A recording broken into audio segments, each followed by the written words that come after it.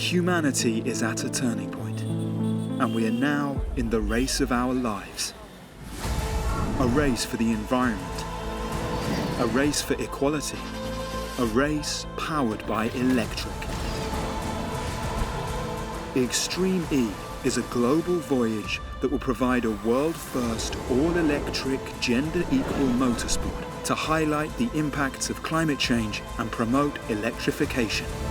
The drivers have already taken to the wheel in the deserts of Saudi Arabia, and it's now time to see who will take the crown in the kingdom.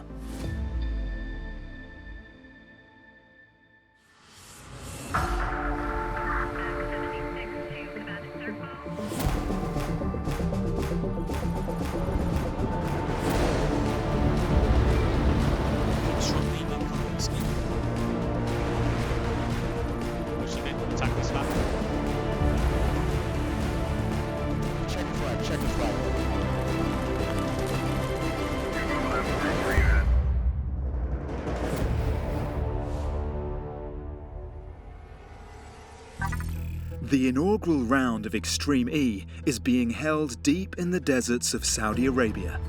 An unforgiving but beautiful landscape, the natural oasis and wadis around the northern region of Medina have attracted civilizations for thousands of years, with ancient kingdoms leaving their mark in the sands. By the 12th century, the people of the region had built a town of mud brick houses within a walled settlement that until very recently was the home of the people of Al-Ula. We are in a place called the Old Town of Al-Ula.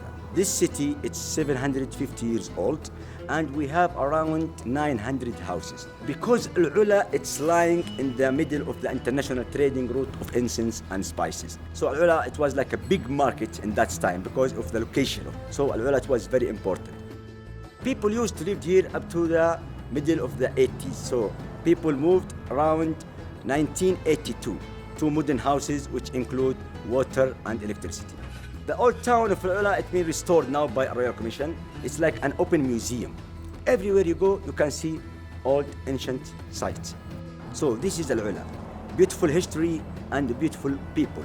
And the people make Al-Ula more beautiful.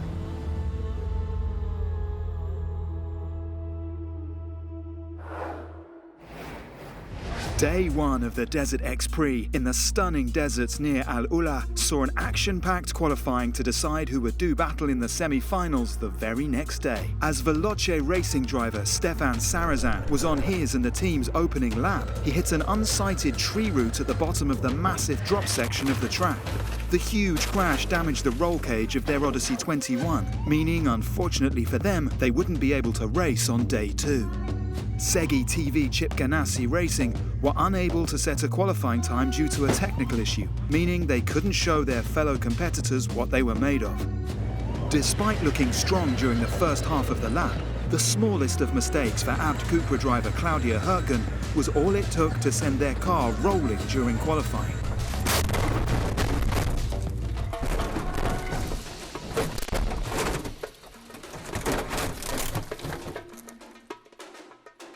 Okay, I'm okay. Sorry, guys. A true team race was on to rebuild the car in time for day two. Even driver Matthias Ekstrom got stuck in as their efforts continued into the night. The second day of the Desert X Prix saw racing action in the form of the shootout to decide the final finishing places for the teams that missed out on the semi-final. With Veloce out of the running due to their crash a day earlier, finishing 9th overall, it was to be a head-to-head battle to decide 7th and 8th. Chip Ganassi versus Abt Cupra, Sarah Price versus Matthias Ekstrom. We are ready to go in the desert. 2 laps await them, and we are off. And both cars dig in, the backs gripping hold, the sand, the dust flying. It looks like a fairly equal start to both of them taking the lead. It is the Chip Ganassi car. Sarah Price, a fantastic lead off the start there. She's already taken a huge advantage into this. She goes past the big boulders on either side. She's making it down to the first gate. Oh, and look, she must have some sort of issue because it looks like that it's Ekstrom managing to take the lead. And as they go down to the first gate, it does look indeed like Ekstrom has managed to claw that back somehow out of nowhere. After initially being beaten off the line by Price using her one hyperdrive power boost early in the race, Ekstrom timed his boost well to take back the lead before the drop. The gap is opening up, isn't it? Sarah, we were saying, hasn't had a lap, don't forget. Half a lap in shakedown. Yesterday, she fought the car with no power steering around the entire circuit. At the switch zone, Claudia Hertgen jumped into the Abt Cupra car for the first time since her huge crash the previous day. Kyle Leduc took to the Chip Ganassi wheel, looking to chase down the lead. This is a fascinating chase-down battle now. Leduc doing a good job as well. Now the gap's come down to 16 seconds. So 8 seconds on that last section of the track. Hertgen has been a bit tentative and over the top of the dune, absolutely sideways. Carl Leduc is on it now. He's right up behind. The dust isn't too bad. This is proper sand. That's where Hertgen had her crash yesterday. She's got it backed off. He's in the dust now looking for a way through. No lifting. Oh, he hits her! To the back, he hits Hertgen completely unsighted.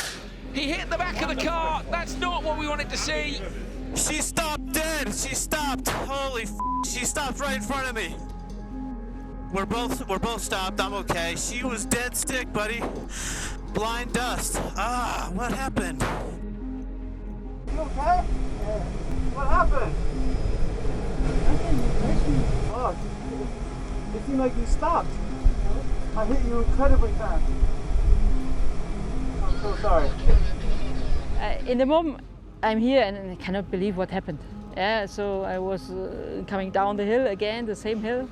There were a big bump and I released the throttle to be safe. And at this moment, I had a huge impact from the rear.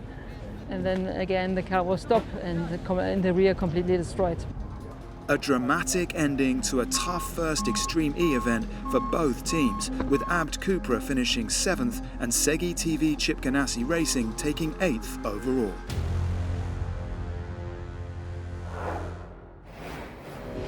Although a country with no permanent rivers, Saudi Arabia's deserts have numerous oases that provide vital resources to the local communities. Known in Arabic as a wadi, these environments create fertile soils for livestock and agriculture. Arriving here is like, wow, I've arrived in this beautiful green place. It's the contrast of the landscape of Al Ula as you enter the oasis.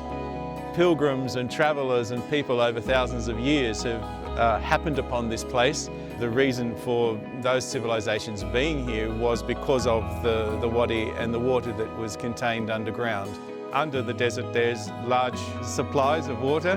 How much water you take out should be ruled by how much water is coming into the aquifer. And so if you take out more water for planting more crops or using more for your community, if the well levels are going down, it's not being replenished, which is the case here in Al Ula. We need to look at how do we reduce the amount of water that we're using so that the level of the wells can come back up again. And so we really have to look at how do we use water more efficiently. And Al Ula is a perfect example of that, in that we can demonstrate that here in an oasis, in a traditional oasis, we can recapture that sustainability through water use efficiency.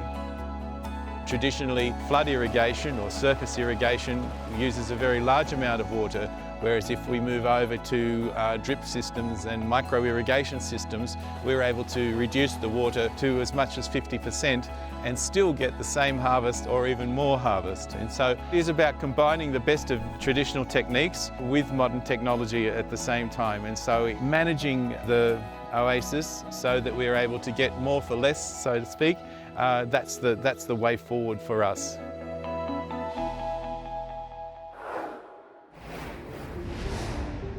Water plays a key role in the charging of Extreme E's fleet of Odyssey 21 cars, as they are powered by a fully off-grid hydrogen fuel cell. So hydrogen is traditionally produced via solar. It's known as green hydrogen. It's basically a process of electrolysis, which takes water and you basically inject a bit of power and you split the water, H2O, into hydrogen and oxygen. And so the hydrogen goes into our fuel cell and that's really what makes it green. Very proud moment of having the system here, but also great to be contributing to such a great race, such a great initiative and vision. Providing the charging for all race vehicles with hydrogen fuel cells with zero emissions is fantastic. Saudi Arabia has the potential to be one of the real superpowers in hydrogen generation around the world. We've certainly seen a lot of interest on how the hydrogen is going to become part of the energy mix in Saudi, and how technologies like ours will start to see a massive displacement of diesel and traditional fossil fuel-based power generation. So, to be part of that story that Saudi is creating, the ecosystem, is fantastic, and one that we're very proud to be part of. We've already signed one agreement with a local Saudi company. They're one of the largest distributors of diesel engines in the world. So we're already starting to see the benefits of what Extreme E is proposing in terms of driving climate change awareness amongst industry. And that's the key message, and we've now got tangible benefits that we're starting to see from Extreme E.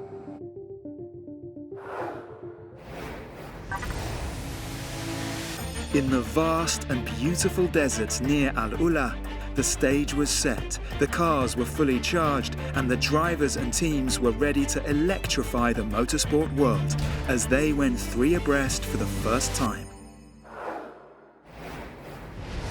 The top 3 qualifiers from day 1 went through to the semi-final race, where 2 positions in the final were up for grabs. Rosberg X Racing lined up alongside Acciona Sainz and X44. After a super tight wheel-to-wheel start, RXR's Johan Kristoffersen executed a perfect cutback to take the lead and leave Sainz and X44 in the dust, setting up his teammate Molly Taylor to take over and bring the car home. X44 would join them in the final after crossing the line in 2nd place. The crazy race was next to decide who would claim the last remaining spot. Andretti United's Timmy Hansen managed to get more grip and a better jump off the start than his rivals. He extended the lead throughout the lap, handing over to Katie Munnings, who stayed laser focused, completing her lap perfectly and kept them in the fight for the Desert X Prix crown.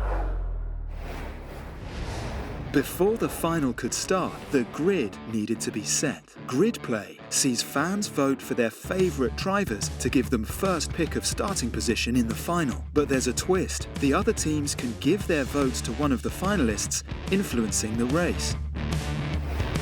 Guys, we want the audience to help us. Anyone scream for X44? Yeah. Middle, RXR. Yeah. Number 1. Last one, Andretti. This one. Okay. These are really big names and they're all badasses, but they're the underdogs and we can relate, so.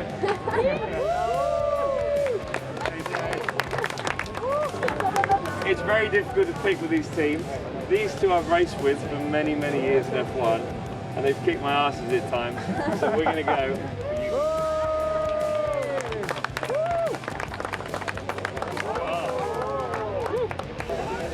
Nothing personal with Seb.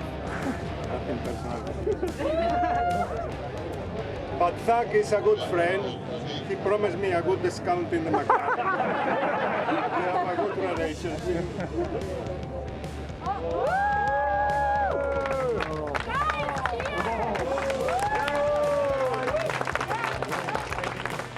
All the extra votes for Andretti United meant they got first pick, and they went for position 1, where they'd had huge success off the start in the crazy race.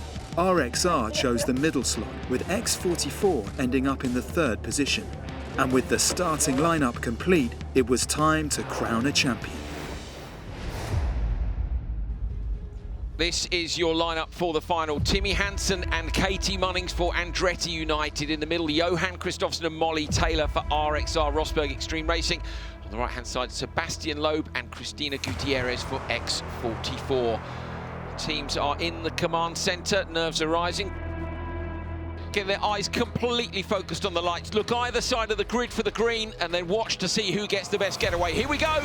Green light on the outside. Lots and lots of wheel spin for X44. Timmy Hansen with an amazing start on the inside again. He's absolutely blown them away. Has he, though, used hyperdrive off the line? Kristoffersen moving out wide, trying to move the X44 car into the dust of Hansen. He runs out wide as well, so X44 moving across the outside line. Sebastian Loeb going to try and make the cut back across. Johan Kristoffersen made that work in his semi-final. Timmy Hansen, though, miles out in front of them. There is turn 1.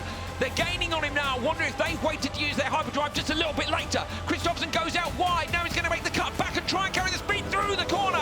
Hansen leads Kristoffersen right in behind him into the bumpy second. in front. It's Johan. Johan has managed to get in front again as he kicks the car really high. He managed to get that move done again, Karun, in turn one. I think Loeb's got some sort of an issue there. He was really struggling up in turn two. We'll see as the lap unfolds. No power steering, no power steering.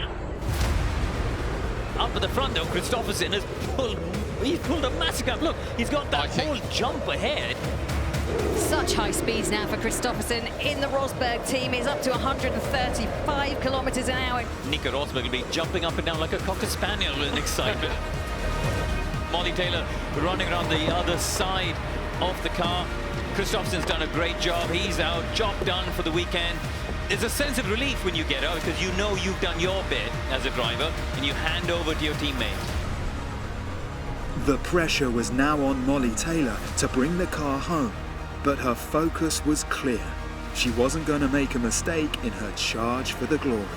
This is going to be the one. This is going to be Molly Taylor winning the first ever Extreme EX Prix. She crosses the line. She has done a fabulous job, and no wonder she is smiling because her and Kristoffersen have brought that car home for their boss, for the manager, for Nico Rosberg, the Formula One world champion.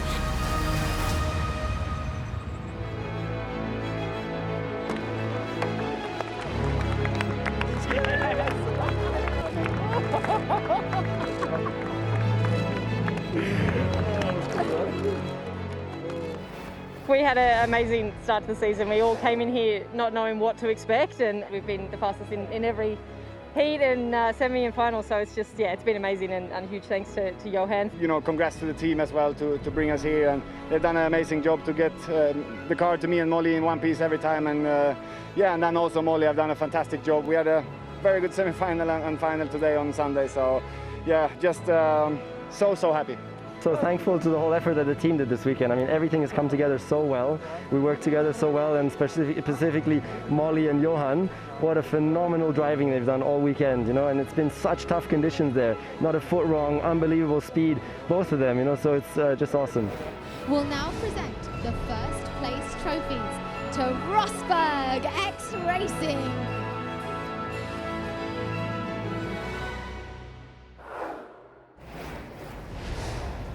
After an incredible first X Prix in the deserts of Saudi Arabia, the dust would settle and everyday life in the region would resume.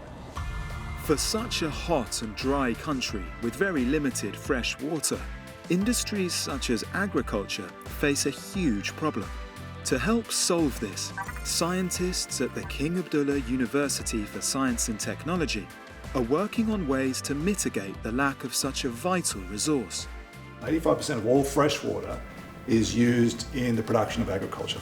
Now, even in the Middle East, which imports a huge percentage of its food, there's a very significant amount of water that's used in agricultural production. And what we've developed is a framework that maps individual fields across the country using machine learning, cloud computing, that can go down to the scale of an individual field and tell how much water is being used. But now we're actually looking at some of the other metrics that systems like satellites and UAVs can provide. We have to be able to precisely supply the nutrients, the water, the fertilizers into those plant systems to optimize the production. And that's really at the heart of precision agriculture. Projections looking forward in time indicate that with 9 billion people potentially inhabiting the Earth by 2050, we're going to have to increase our food production. So that's why there's a lot of research being done on resiliency in crop production systems, but also in agricultural crops themselves, where we use our technologies with UAVs and on-ground sensors to help identify those types of crops that are better suited to either harsher environments or harsher conditions. One solution to the lack of fresh water also being worked on at the university is innovative research into use of seawater on food crops. Just like you've got amazing technologies being developed and used for driving cars around at high speed and doing amazing sports, we can also use technologies to try to reduce the environmental footprint of our activities. One way to do that is to develop crops which can grow in salty water and ultimately seawater. The more we're able to grow plants that can tolerate that high level of salt, the sodium and chloride that's in that seawater, the better. And what we're trying to do is genetically improve this using breeding and genomics and some of our high technologies, to make the seeds bigger, make the yields larger, so these plants can be grown economically viably in fields so farmers can grow them, irrigate them with seawater and harvest the grain. One of the interesting things we're able to do is have the plant made up of two halves.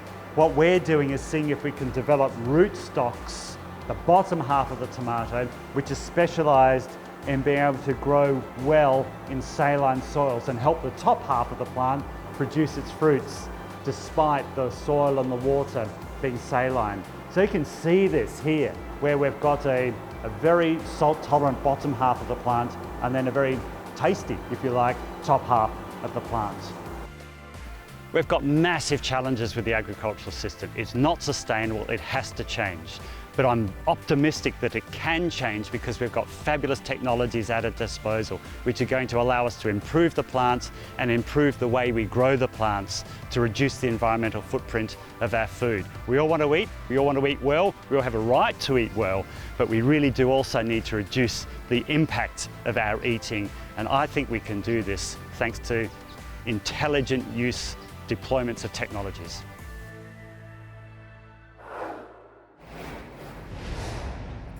With round one complete, race winners Molly Taylor and Johan Kristoffersen took the time to break down how they took their first trophy of the series for Rosberg X Racing.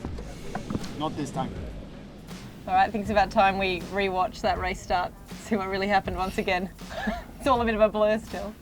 Waiting before the start, you have different scenarios what's going to happen, but I learned from rallycross that there's no advantage of having a lot of different plans because there's never the plan that you plan that's going to happen in the end anyway. So I think the biggest thing was when to use the hyperdrive, trying to look at the others a little bit like when are they using theirs and trying to adjust to that. Timmy gets an amazing start. The distance he has here at this point, you think it's game over?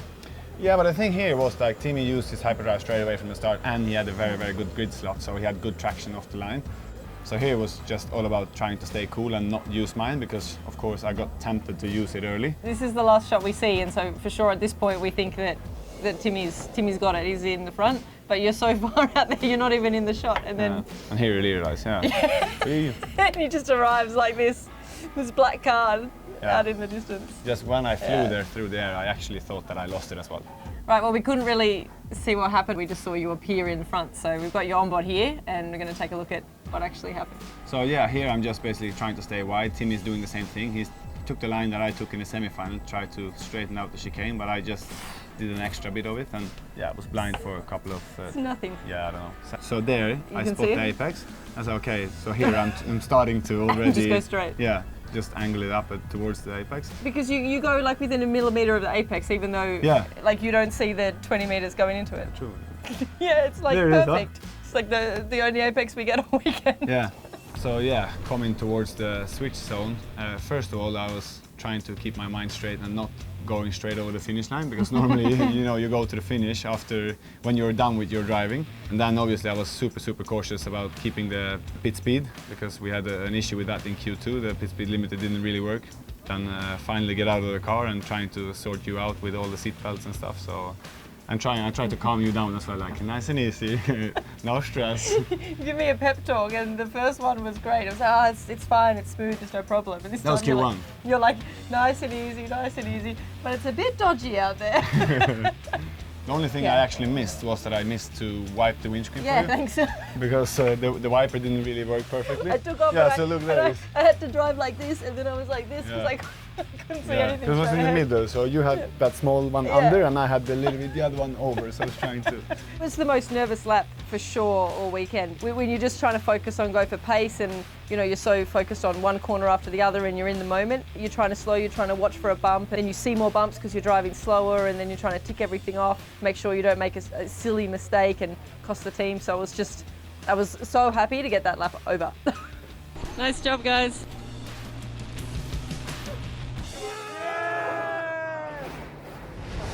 Our first winners have been crowned. The historic inaugural X-Prix in Saudi Arabia, racing to raise awareness of desertification, will be one to remember forever. But our worldwide adventure, our electric Odyssey, must go on. The Ocean X-Prix is next. the oceans are now changing at a rate that's just beyond comprehension. It is really a challenge that is global. Each of us, we have our role to play. Senegal is next up. See you in Senegal. See you in Senegal. Join us in Senegal, where we continue our electric Odyssey.